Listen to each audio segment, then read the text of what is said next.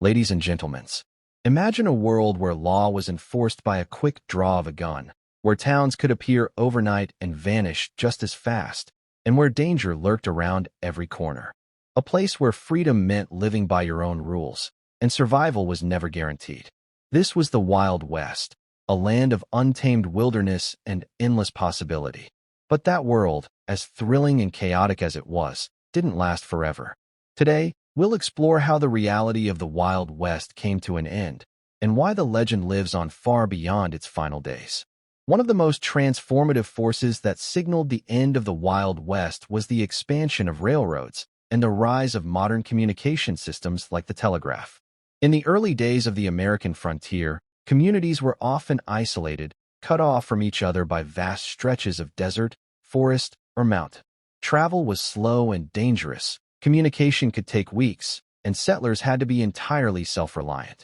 This physical and psychological isolation was part of what made the West feel so wild, unpredictable, untamed, and outside the grasp of centralized authority. But as railroad companies like the Union Pacific and Central Pacific pushed westward, they began to stitch together a divided continent. What once took months by wagon could now be accomplished in days by train. Settlements that were once remote and vulnerable to raids or famine could now receive supplies, reinforcements, and news at unprecedented speeds. Cattle, silver, and gold could be transported east, while manufactured goods, tools, and weapons came west. The very concept of distance changed. Simultaneously, the telegraph revolutionized how people communicated. Telegraph lines followed the rail tracks, sending messages across hundreds of miles almost instantly. Where once a town might wait weeks to learn of national events or a missing person, they now received that information in minutes. Lawmen could coordinate across territories, newspapers spread influence and literacy, and business networks flourished. Together, the railroad and telegraph transformed the Wild West from a disconnected patchwork of settlements into a web of interlinked communities. This technological infrastructure reduced the dangers of frontier life, allowed governments to exercise control, and made it possible for civilization, at least in its 19th century form, to take root in previously lawless lands. The myth of the Wild West depended on the idea of isolation, of men and women living on the edge of the known world, beyond the grasp of law or progress. But with iron rails and humming wires, that illusion began to fade. The West was no longer a mysterious frontier. It was being drawn onto maps, brought into the fold, and made part of a larger, modernizing nation. In the early days of the American frontier, justice was often a matter of survival rather than structure. With no formal legal systems in place and lawmen spread thin across vast territories, settlers were often left to govern themselves. This vacuum gave rise to a culture of vigilantism, where justice was swift, personal, and frequently brutal. Posses were formed to track down suspected criminals, and public hangings were carried out with little more than accusation and anger as justification. The romantic image of the gunslinger, fast on the draw and outside the law, thrived in this environment of raw, untamed authority. But as towns grew and population stabilized, this chaotic form of justice began to give way to structure and accountability. The U.S. government recognized the need to establish firm legal authority in the West, both to protect citizens and to attract investment and settlers. This effort saw the rise of federal marshals, county sheriffs, circuit judges, and territorial courts that began enforcing standardized laws across once lawless lands. Jails were built, trials were held, and for the first time, communities began to rely on official institutions instead of frontier justice. This transition wasn't always smooth. In many cases, the newly appointed lawmen had to confront powerful local figures, outlaws, gang leaders, or corrupt businessmen who had long ruled by fear. But over time, famous lawmen like Wyatt Earp, Bat Masterson, and Judge Isaac Parker, known as the Hanging Judge, came to symbolize a new era. Their efforts were not just about catching criminals, but about establishing a lasting legal framework that could outlive them. The introduction of law and order reshaped the psychology of the West. No longer could disputes be settled with a gun at high noon. Increasingly, they were settled in courtrooms, with evidence and procedure. Businesses, banks, and schools began to flourish in areas once considered too dangerous to inhabit. Women and families, previously hesitant to move westward, found greater security in towns where laws were enforced and justice had a predictable face.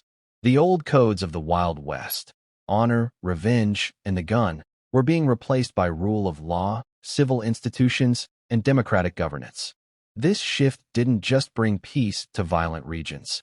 It marked the beginning of a transformation in how the West saw itself, and how it would be remembered for generations to come. The heart of the Wild West was a conflict that shaped its most defining and tragic chapters: the struggle between westward expansion and the survival of Native American tribes. Long before settlers, railroads, and cowboys reached the western frontier, it was home to hundreds of indigenous nations, each with their own rich cultures, territories, and ways of life. From the Plains tribes like the Sioux, Cheyenne, and Comanche to the Navajo, Apache, and countless others, Native peoples had thrived for centuries across the very landscapes that would become battlegrounds for expansion. As settlers pushed westward, often driven by the belief in manifest destiny, the idea that Americans were divinely ordained to occupy the continent, Native Americans found themselves increasingly viewed as obstacles to progress. Treaties were signed, often under duress or with promises that were quickly broken. Entire nations were forcibly relocated from their ancestral lands to remote and often barren reservations. The infamous Trail of Tears, though occurring earlier in the East, set the precedent for countless removals in the West. Military campaigns followed. Battles such as Little Bighorn, Wounded Knee, and Sand Creek were not only violent, but symbolic of a government determined to dominate the frontier at any cost. These were not isolated incidents. They were part of a systematic effort to crush indigenous resistance and dismantle their ability to remain self-sufficient. Native warriors, once feared across the plains, were hunted down or coerced into surrender. Their families were moved, their leaders imprisoned or killed, and their cultures targeted for erasure. Beyond the battlefield, policies of forced assimilation added another layer of cultural destruction. Native children were taken from their families and placed in government-run boarding schools, where they were stripped of their languages, beliefs, and identities. Traditional ceremonies were banned. Spiritual leaders were silenced. Even food systems and hunting grounds were disrupted, leading to widespread starvation and dependency. The end of the Wild West, in many ways, coincided with the suppression of native sovereignty. As the United States imposed its order on the frontier, the voices and rights of the continent's first inhabitants were buried beneath the march of expansion. The lands that had once echoed with indigenous songs and stories were now parceled, fenced, and claimed under foreign names. The frontier wasn't just tamed, it was taken. One of the most iconic images of the Wild West is the vast, open prairie, endless stretches of land where cowboys drove massive herds of cattle across great distances, guided only by the stars, the horizon, and their grit. This era of the open range symbolized freedom, opportunity, and the rugged individualism that defined the western frontier. But by the late 19th century, a simple invention would quietly bring that era to an end: barbed wire. Before the widespread use of fencing, land in the West was largely unregulated and open. Ranchers let their cattle roam freely across public and unsettled lands, grazing wherever water and grass could be found. The idea of fencing in such a wild, expansive territory seemed not only impractical, but contrary to the spirit of the frontier itself. Cowboys played a vital role in managing these long cattle drives, guiding livestock to distant railheads for shipment to eastern markets. It was hard, dangerous work, but it was also seen as noble and essential to the economy of the West. Everything changed in the 1870s with the invention and rapid adoption of barbed wire. Unlike wooden fencing, which was too expensive and impractical for the vast and treeless plains, barbed wire was cheap, easy to install, and highly effective.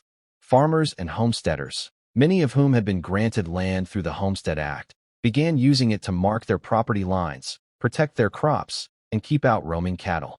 What was once open territory quickly became divided into grids, transforming the landscape both physically and economically. This shift sparked fierce resistance. Cattle barons and ranchers who relied on open grazing saw barbed wire as a direct threat to their way of life. Violent confrontations, known as the fence-cutting wars, broke out across Texas and other frontier states as disgruntled cowboys and ranch hands destroyed fencing in acts of protest.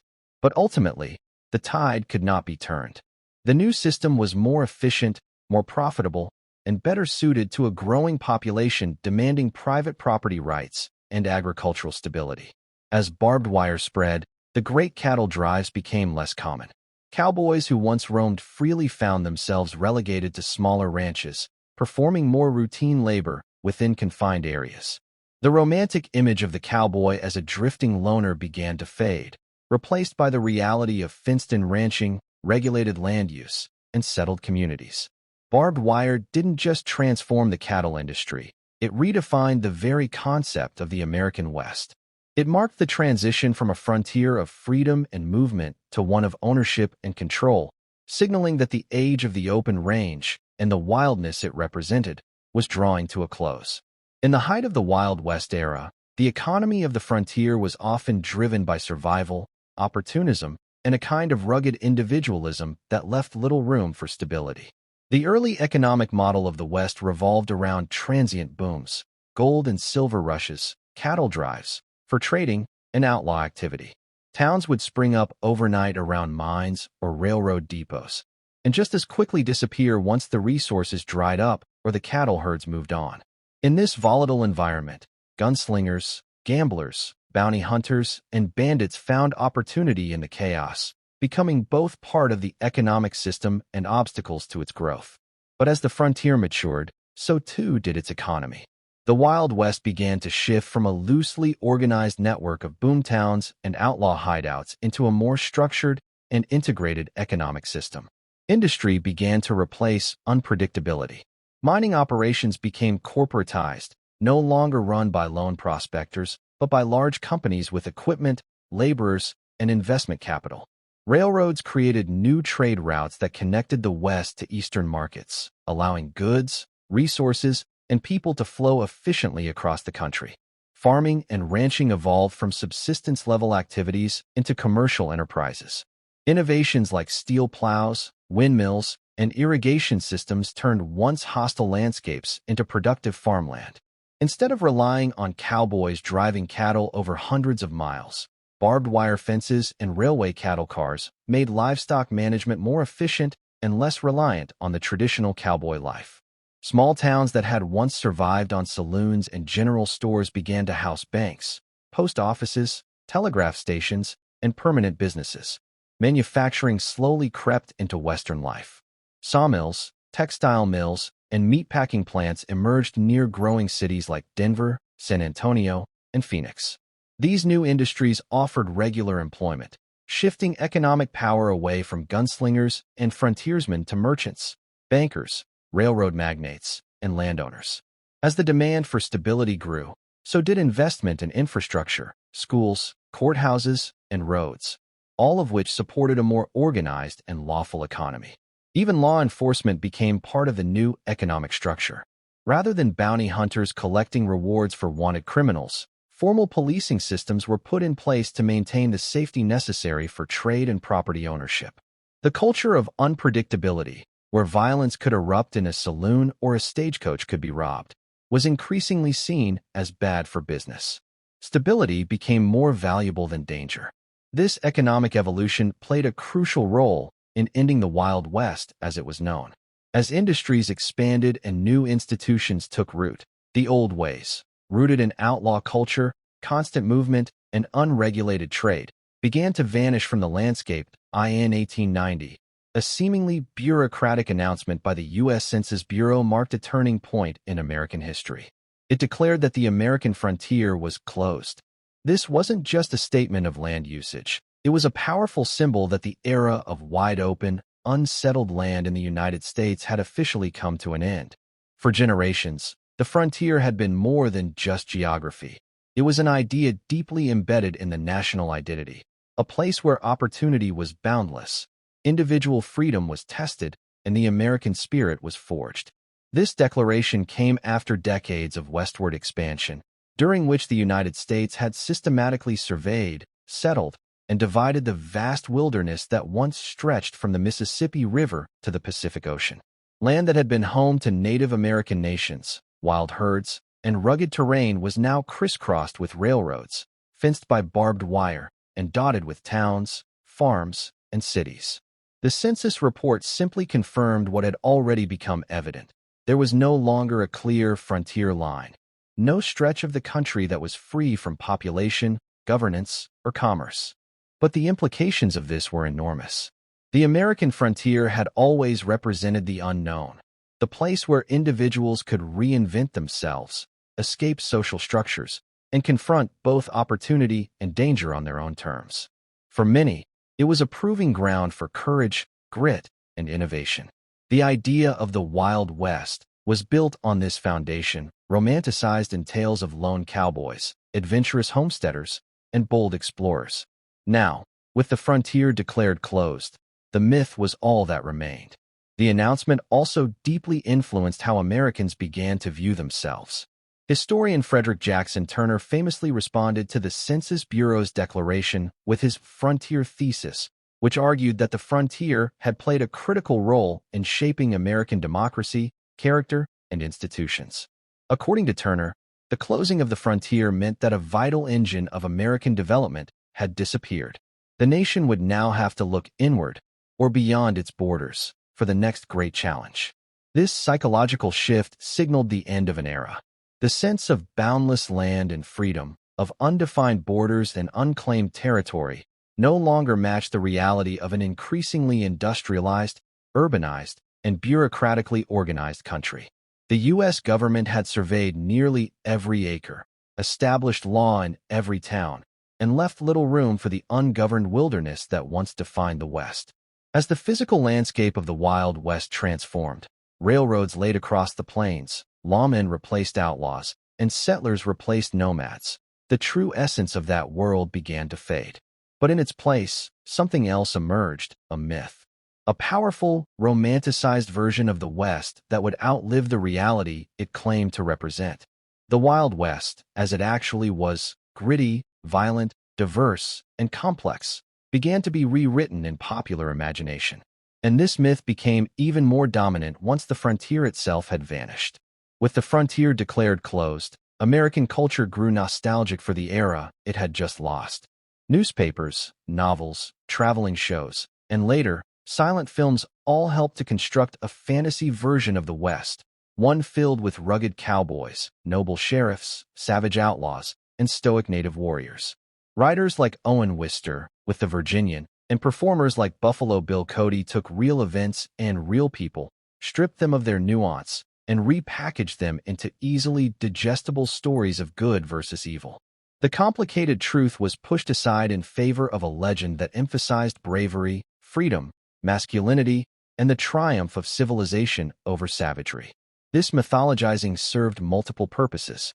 For a growing, industrial America, it offered an origin story, something heroic and adventurous to look back on as the country moved into a more structured and corporate future. It gave people a sense of identity, rooted in self-reliance and courage. It also allowed the nation to gloss over the darker aspects of its westward expansion, the displacement of native peoples, the violence of conquest, and the brutal realities of life on the edge of survival. Hollywood would later supercharge this myth with Western films that cemented the archetypes of the genre. The lone gunslinger with a code of honor, the helpless townsfolk saved by a quick draw, the dusty Main Street showdown at high noon. These stories became cultural staples, not just in the United States but around the world, shaping how millions perceived American history, often without questioning how much of it was true. In this way, the Wild West didn't disappear completely. It lived on in campfire tales, books, cinema, and eventually television. The myth became more enduring than the real people and events it was based on. Legends were immortalized, often at the expense of historical accuracy. Complex figures were flattened into heroes or villains.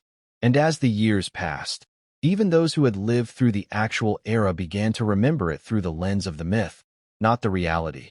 And so, as the dust settled on the plains and the last frontier faded into memory, What remained was not the harsh reality of the Wild West, but its echo, captured in legend. The outlaws, lawmen, settlers, and native peoples who shaped this turbulent era left behind stories that would be retold for generations, often far removed from the truth they lived. The Wild West did not vanish overnight. It was slowly absorbed by the march of progress, by railroads, laws, industries, and ideas. But even as its reality ended, its myth was just beginning to take hold. Today, when we speak of the Wild West, we must remember not just the gunfights and heroism, but also the complexity, the suffering, the transformation of a nation. In understanding how the West was truly won, and what was lost in the process, we gain a deeper appreciation not only of American history, but of how history itself is shaped, retold, and remembered. The end of the Wild West was not just the closing of a chapter. It was the beginning of a new American story, forged from the tension between myth and truth.